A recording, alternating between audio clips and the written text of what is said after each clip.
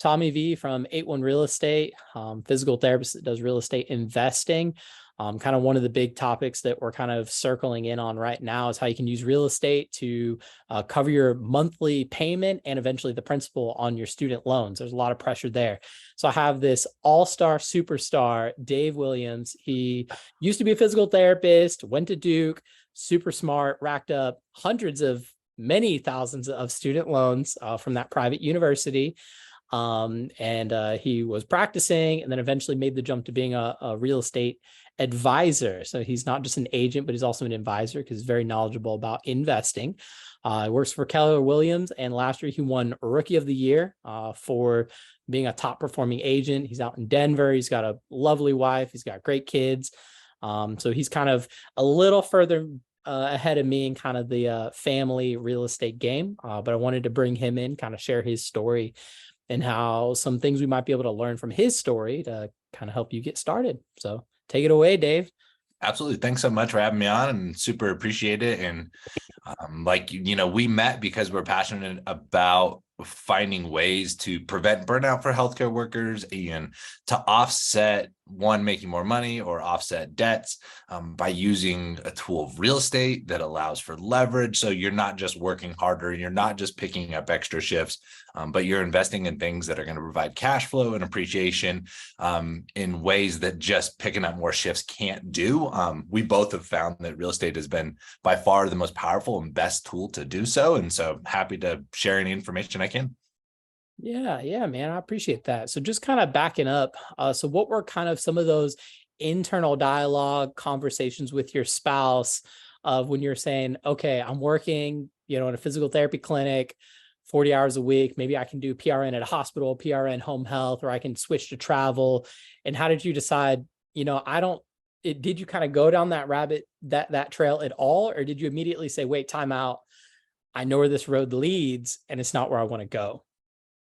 Yeah, it was a little bit of all of that, actually. So my wife is also a physical therapist. We met at Duke at school. Out of school, we went directly into travel. I mean, that wasn't for the purpose of like trying to pay off debt quickly or anything like that. Like I was so blind going into the amount of debt that I was taking on compared to what I was going to make as a physical therapist. Yeah. But I was like, cool, travel. Like I can live any different place of the country that I want to. I can make good money and then I can take off time in between. So we did that. We bounced out. We traveled around the country for 2 years as travel PTs. Then we're getting ready to get married. And I took a look at, okay, what is this all going to look like? And it's like, oh crap, like how am I going to take on this debt? So at that time, so I owe, roughly $225,000. So we're like, what's our option? And that was public service loan forgiveness, which I do think is a great option for many, many providers. And later I transitioned to doing the real estate advisor agency thing, but I was on the time on the path for doing public service loan forgiveness while starting to invest in real estate. So once finished the travel thing, we got married, we moved to Colorado. That's where we wanted to live, and took home health jobs because, again, just trying to find the job that pays the most amount of money. Yeah, exactly. Yep. If anybody listening is in a place like Colorado, like, pay for healthcare providers and PTs in general is not good. I'm down here in Tampa, Florida, and it was the same thing. So I just got back from an interview for a home health agency, and that is by far higher paying than any of the hospitals, clinics, or anything. So that's kind of what I'm doing right now. So you're definitely right there. Yeah. And that, like, the financial piece was good. I really like the ability to like control our own schedule and to like set the plan of care. I got to choose how many visits and I got to choose the frequency of the visits. Like I was working in SNFs as a traveler before that, as well as home health. And the autonomy was great, as well as like increased pay. So got started. We both did home health. We were probably about 5 years into that. And, we bought our first house because we were adults and we're settled now. And this is what we're going to do. It wasn't part of an investment play. And then we started renting our basement to Duke students when they're out here on their clinical rotation. More of a way of just, we can make a little money and we can help, other, alumni. We're not contributing to the alumni fund at that time. Yeah. So this is kind of our way to give back a little bit, help people who've been in our shoes. And then we realized like, oh, like this is like a whole method. And so both of us knew we needed to do something. And that kind of was the trigger that got our brain started rolling. Like, what can we do? What's going to be beneficial for us? Yeah. I love the similarities of the accidental landlord, or the accidental ADU, or the stumbling into the, wait, maybe we should do more of this. Maybe we should rent out our basement, rent out an extra room. Maybe we should do this more. I love that. That's how a lot of people like realize and get in the game. Yeah, that's exactly it, man.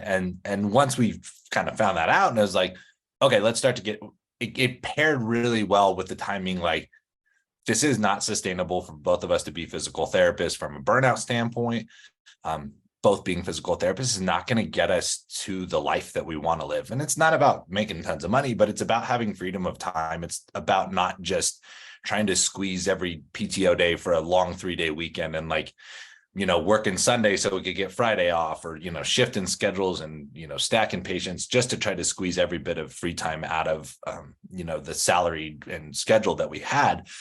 So we dug deep, like, what can we do? And so looked at things like starting a non-medical home care company, looked at things like, what does a private practice look like? And so those didn't really make sense for us. And as we continued to dig, we stumbled upon bigger pockets.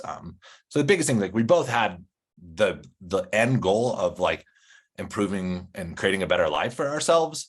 And we did research together, send each other podcasts, send each other books on audio books as we were driving around doing our home health thing. And so we became very aligned on the long-term goal. And then as we kind of sifted through information, that's when we were able to realize like real estate is the tool that is by far the best to use to help us achieve that goal. Absolutely. I love what you're laying out here. That's kind of what a lot of people have to think before you start jumping into what do I need to do or how do I do it. You got to find your why. You got to set those goals, and you got to set your why and how fast or how slow are you trying to achieve them. So I love that you're laying that out right now, because a lot of people are like, well, how do I flip a house, or what's the best investment? I want to do an Airbnb. And it's like, well, time out. What are your goals? What is your timeline? What are you trying to get? Because if you want more time, you got to do this. If you want more net worth, you got to do this. And it just is different for everybody. So I like that you kind of said, hey, we want time. We want our family to stay home, like you've kind of been able to achieve right now, but it's just different for everybody. Yeah. And it pairs so well with like a question I get a lot is like, how did you get your spouse on board? And for us, it wasn't like, here's real estate investing, let's do this. It was like, here's a life goal. And this is the end of what does our perfect day look like? What's our perfect life look like? And then we reverse goal set to now and be like, okay, then what's the steps that we need to take today?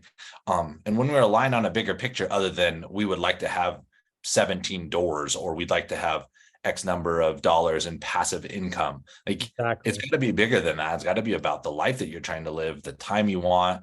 Money, of course, is going to come and play when getting your time. You kind of got to buy that in some capacity. And so but we had that bigger picture, and then that allowed us to work back and then find the tool to get us there. And so again, real estate was just absolutely for both of us, we shared information, right? Like we'd have an idea and like, oh yeah, listen to this podcast, someone's doing this, or hey, check out this audio book, and like this is some great mindset tools on this. And so it really helped us to grow to the point of real estate investing together. That's perfect. That's perfect. You got to have your spouse has got to be on board. For anybody married that's listening, you can't do real estate solo. You got to have your spouse on board. That's, I love that you guys were both partnering and exploring what that would look like for you and make it custom and personalized for what you wanted. Because real estate is not a one size fits all. It looks different for every investor. And before you start throwing out, oh, I want 10 doors, you got to really do the work on the front end of what's your why and where are you going and how do you want to get there. That's a good, absolutely. Like that. Yeah. So you kind of transitioned out, made the jump to being a real estate agent. And you're crushing it, being rookie of the year, especially you probably got in when the market was doing great, and then maybe a little more competitive, takes a lot more hard work and grit now, really distilling out the high quality agents, lenders, from kind of the people that just were jumping on the bandwagon. Feel like a lot of the bandwagon real estate agencies or firms or agents or mortgage people have all been kind of, hung out to dry a little bit over the past 8 months. So it's a really good testament that you won Rookie of the Year in last year. I feel like last year would have been the most challenging year to be number one. I mean, that's just my take. So like, hats off to you, man. You're crushing it. I appreciate it, man. It's like, so you made that transition, like just like you said, like we got so passionate about the real estate investing piece and the power that it was providing us, that it was like, and at the same time matched with burnout of doing therapy. And it was like, okay, I'm passionate about this. Let me see if I can help, provide all this information that I've gathered to help other people learn and do the same thing. And the natural pairing to that was, get my license, and do the agency thing, and start to, again, just to help other people, not just like, hey, here's a house with a pretty backsplash close to good restaurants, but like, what does this actually mean to you financially? What are the creative ways that you can get into it? And what are the ways to maximize that as an asset, whether that's just a home or if it's, as an actual investment portfolio? There's some really creative ways in expensive markets to go about doing that people just don't know about. So I just wanted to be able to share that with people. So yeah, first year I did agency full-time 1 year, as well as still at 32-hour week as a physical therapist. Woo, it's a crazy, and we were renovating the house. It was a crazy year. This is pre-kid. But we did that in order to have that safety net, like, going from a salary job to a commission job, to be able to know what you're getting into. So, and then at that point it was like, all right, what am I going to do? Am I going to try to write out the rest 3.5 years of public service loan forgiveness?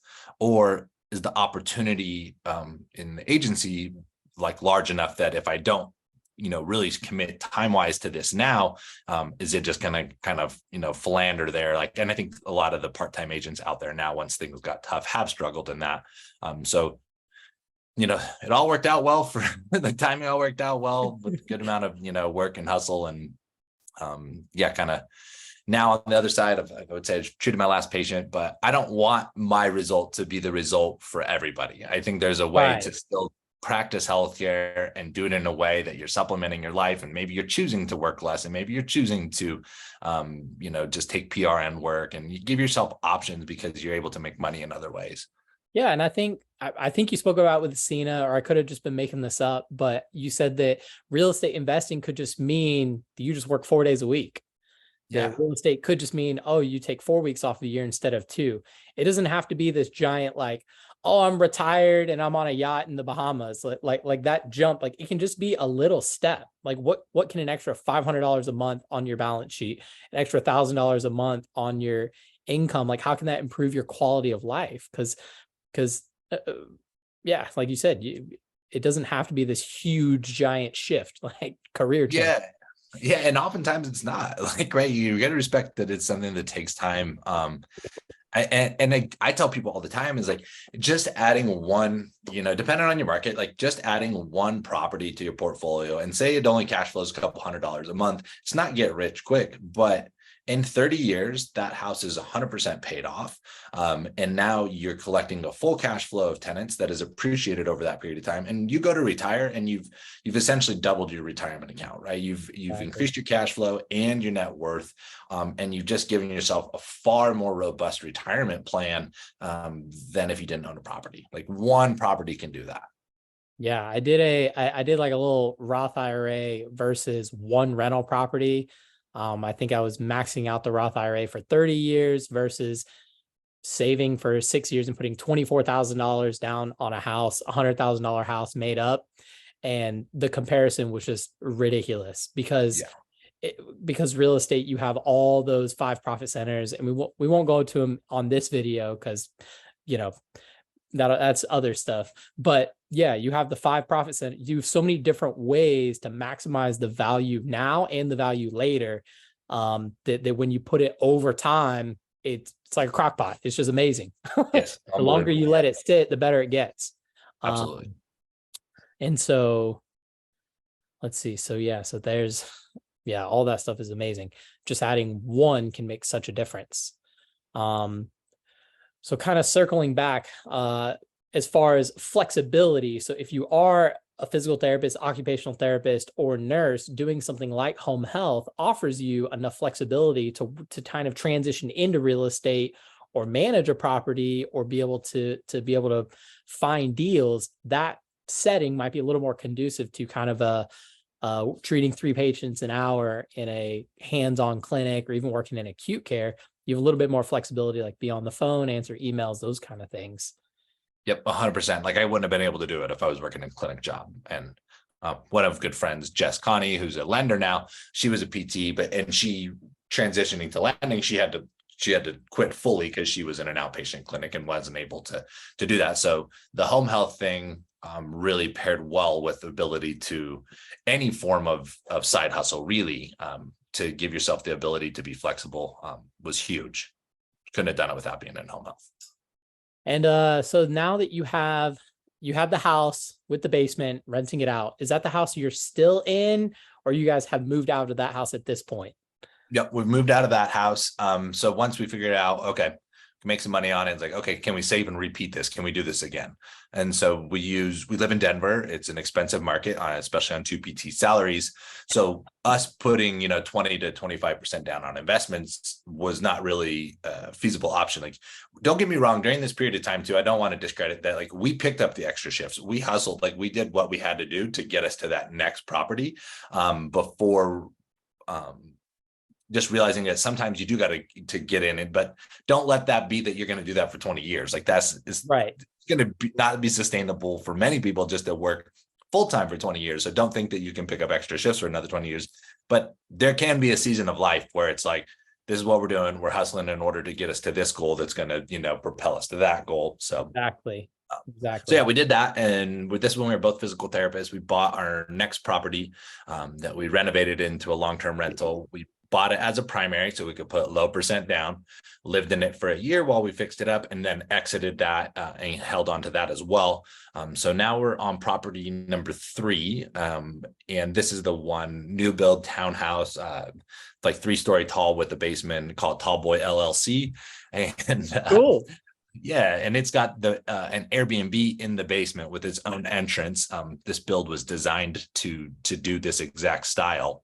Gotcha. And this is the one that we've now lived in for about a year and a half. We'll actually, instead of holding on to that, we're going to sell that this year and take advantage of capital gains tax exclusions and pay off my student debt. Like right now, market is what it is this summer. We should be able to pay it off in whole. Damn, dude. So you're telling me that you went from house number 1 to keeping that as a rental, house number 2, keeping that as a rental, to house number 3, where you're at now. And that whole time period is only about 3 years, 4 years. That's about, first house was purchased in 2017, second one in 2020, and then this one in 2021. Okay. So yeah. It's about 5-6 years. Yeah. Those first couple of years, like the first 2 years living in the first house, we weren't doing any, we were just living in it. Gotcha. And that's where people start. I mean, you got to live somewhere. So yeah. And there's nothing wrong with just living in a house. There's great benefits just the home ownership and living in a house. And from so many people, I advise here, like the best way to get your first rental portfolio or your property in your portfolio is to leave the house that you're living in now and hold on to it as a rental. Yep. I'm sure somebody's already coined the strategy. I just say move out, rent behind. Yeah, I hear them sometimes call it nomad, but it also nomad. confuses folks on that as well. I say move out, rent behind. Of course, there are a couple of strings attached to that, a couple of consideration items. When you move out of a house that you were living in to then turn it into a rental, there's going to be some added expense on your monthly and yearly expenses in the form of your tax rate is going to go up because you're taking off that homestead, depending on your state and how all that works. Yep. But you're taking off the homestead, and then your insurance policy goes from being an owner-occupied insurance policy to being an investment policy.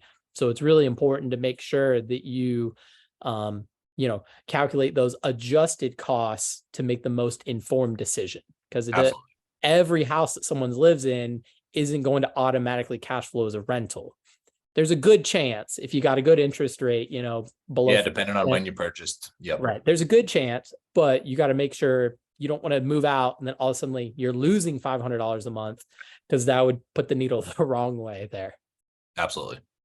Yeah. So you guys went from house to house to house, and now in the course of 5-6 years, you've built up enough appreciation to be able to cover the rest of your student loan balance. That's incredible. Yeah, I mean, it's like, it feels like a get out of jail free card, to be honest.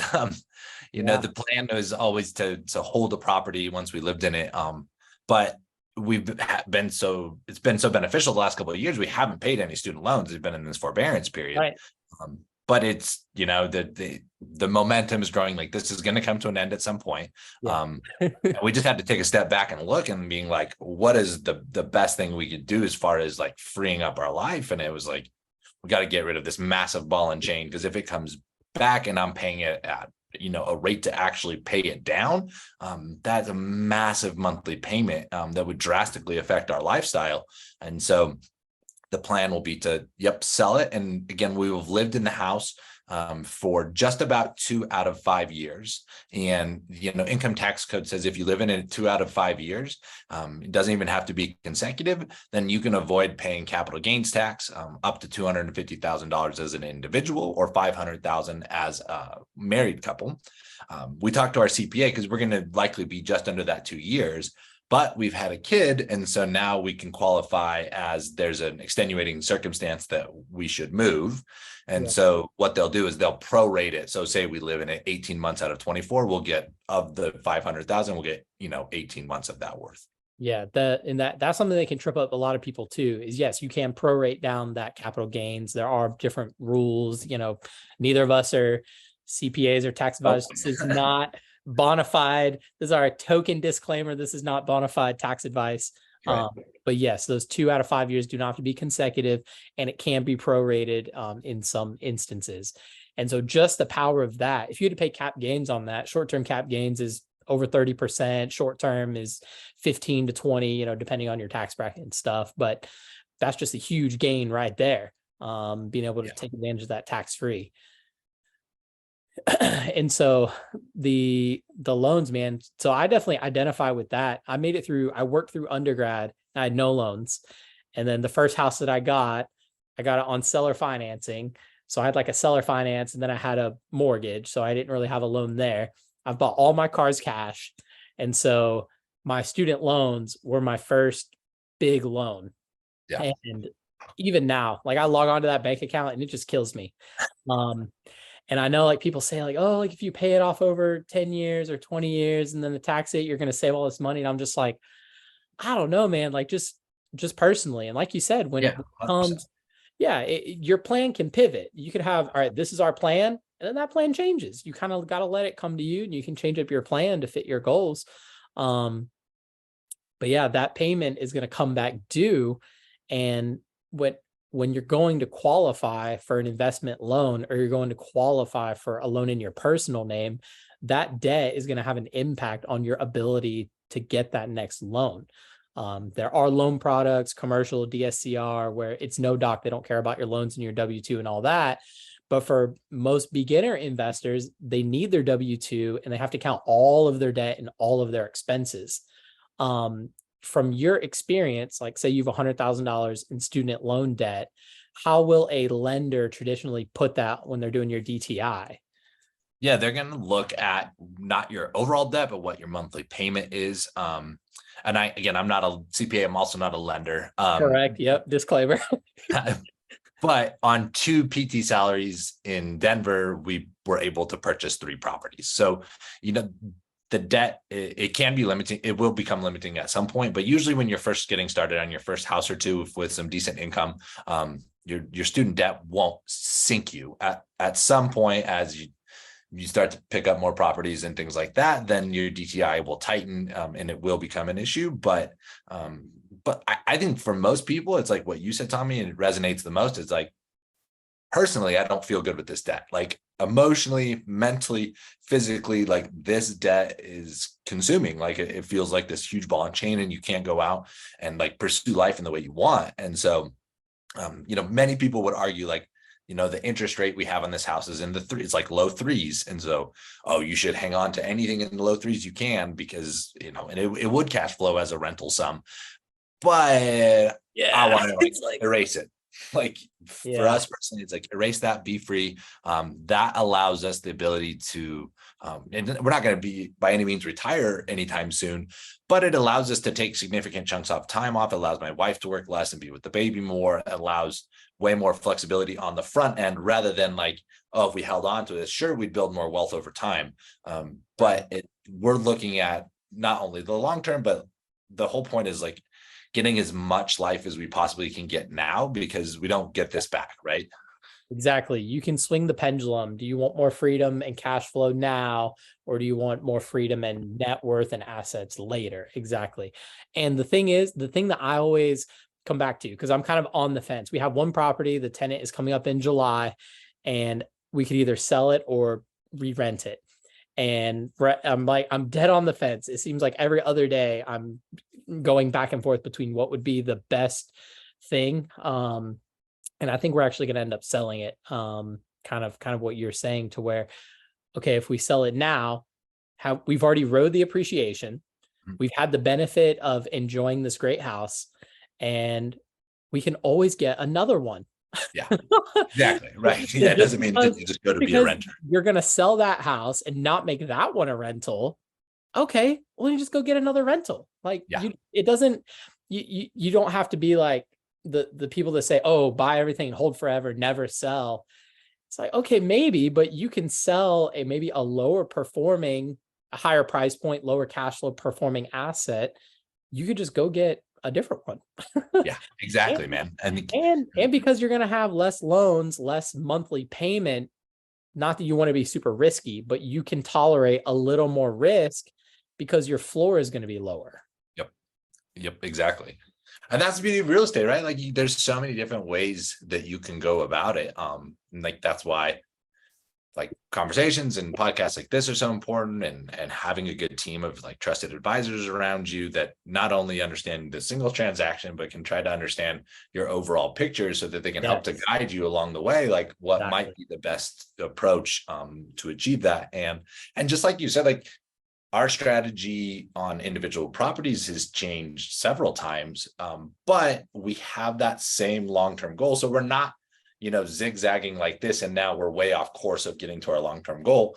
It's just that the timing and the market and our life provided us this opportunity, and this is the best opportunity that continues us towards that long-term goal, though different than what we initially set out to do.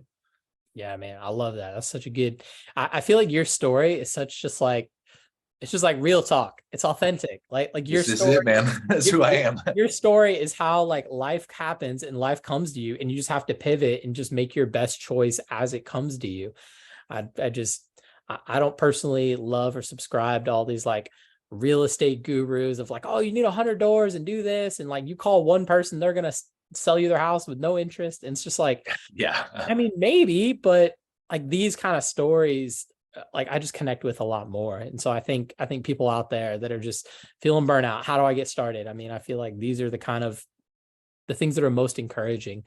So let me ask you this, Dave. Token question that I try to get on to people is, if you could time machine, go back 6 years ago, what would be your one thing that you would have done differently, or you wish you would have known when you guys were kind of in that first house with the basement? What was kind of like something that maybe you would change, or you wish you would have known at that point?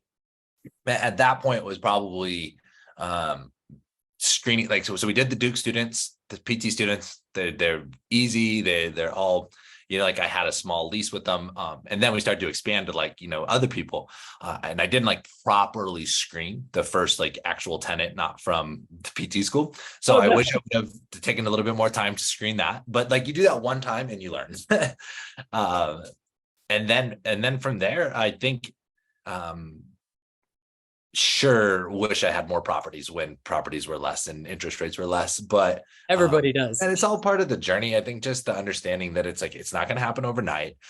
Take your time with it. And as long as you're just taking it one step forward at a time, like it's going to work out. Like it's tried and true. Like recession, no recession, we know that real estate has proved to be by far the best driver of wealth building in this country. And so Absolutely. Yeah, I would have started sooner. I would have tried to move out of that first house a little bit faster. But in the end, like, I think it's all meant to happen the way it's happening. Yeah, I mean, if you just think about it, so now you're gonna have two great properties, gonna pay off your student loans.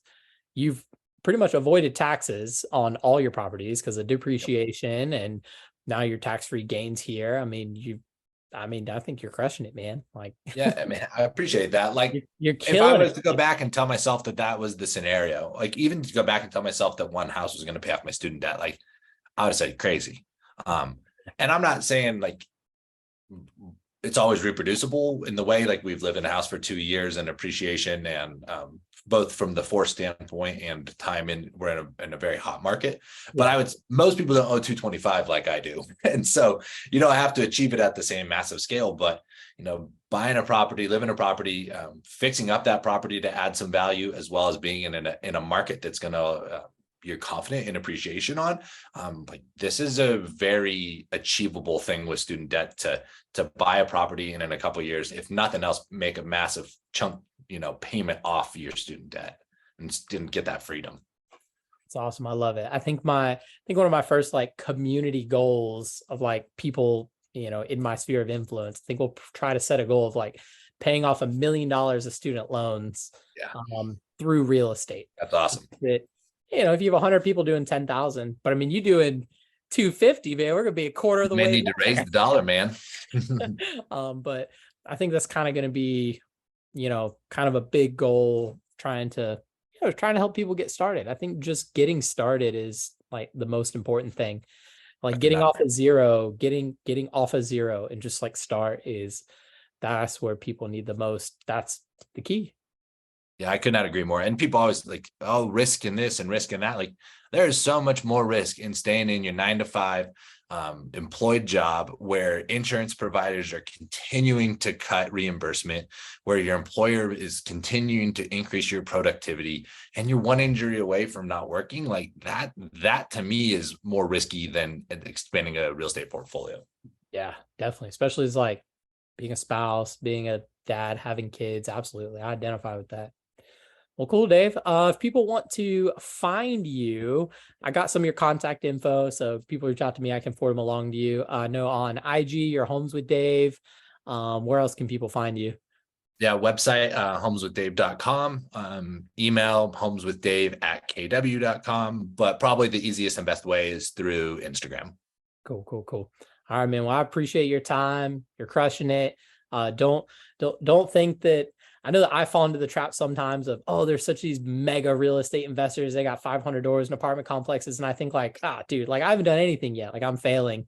But I think just taking some time to appreciate like everything you have accomplished is so crucial. Like people, 100%.